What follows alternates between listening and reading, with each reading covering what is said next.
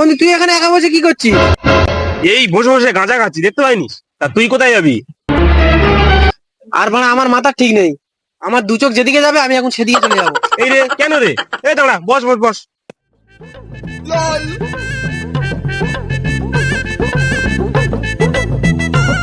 বুঝেছিস? বলতো এবার কি হয়েছে বলতো, কোথায় যাচ্ছিলি এরকম করে? আর বললিস নি বন্ধু, আমি না দিন দিন পুরো ডিপ্রেশনে চলে যাচ্ছি। ডিপ্রেশনে কি রে? এই বয়সে দুবাই যাবি, 3 ভাই যাবি, সোনাগাছি যাবি, ডিপ্রেশনে কোথায় যাচ্ছিস বড়া? তোর মানা, তুই এরকম সব ব্যাপারে আর কিছু দোষ না তো। আমাদের মানা নুন আনতে পান্তা পুরো। তা নুন আনতে পান্তা ফুরোয়? পান্তা ভাত খাস কেন বড়াটা? তোর মাকে বলেই তো পারিনিস গরম ভাত রান্না করে দিতে। আরে তুই কি একটু ছাগল চোদা আছিস নাকি? তখন থেকে বলছি মানা, আমার পরিবারের অবস্থা খুব খারাপ, টাকা পয়সার খুব অভাব মানা। তা তুই তো বড়া সেটা পরিষ্কার করে বলবি। তুই সেইদিকে বলে আছিস নুন আনতে পান্তা ফুরোয়, পেঁয়াজ আনতে লঙ্কা ফুরোয়, তারা আনতে বড়া ফুরোয়। এরকম করে বললে আমি বাল বুঝবো?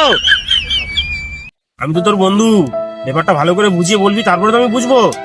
জানিস বন্ধু, আমি কোনো ইনকাম করতে পারি না বলে আমার বাবা আমাকে ভাত খাওয়ার সময় যে কত রকম খোঁটা দেয়, সেই দুঃখের কথা আমি কাউকে বলতে পারি না জানিস। আর আমার বাবা আমাকে বলেছে, যদি না আমি ইনকাম করতে পারি হ্যাঁ। তাহলে আমার মুখও দেখবে না। ইস, এইরকম করে বলেছে? হ্যাঁ রে, বলিস না, এইটাই নিয়ে আমি এখন খুব ডিপ্রেশনে আছি। আচ্ছা, তার মানে তোর বাবা তোকে ঘর থেকে বার করে দিয়েছে, তাই তো? আরে হ্যাঁ পাচোদা, এই কথাটা তুই এতক্ষণে বুঝতে পারলি? গাঁড় মারিছে, এই ঠান্ডার সময় বার করে দিয়েছে। তুই বড়া এখন কোথায় যাবি? আরে বাড়া, সেটাই তো ভাবছি আমি কোথায় যাব।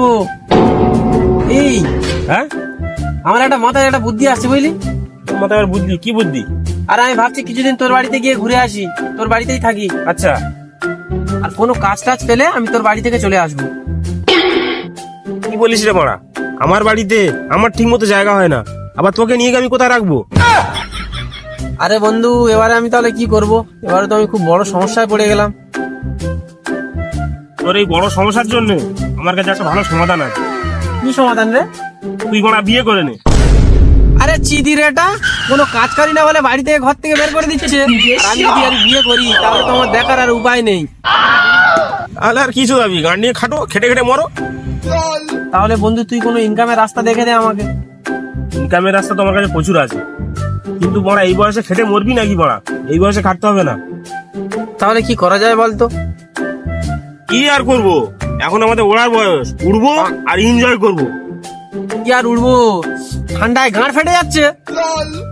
তো ঠান্ডা লাগতেছে, দাঁড়া একটু দাঁড়া, এই গাঁজাটা ভরি, গাঁজাটা এক টান মার, ঠান্ডা দেখবি গাঁড়ের জ্বালা কোথায় ফালাবে। ওয়েট কর।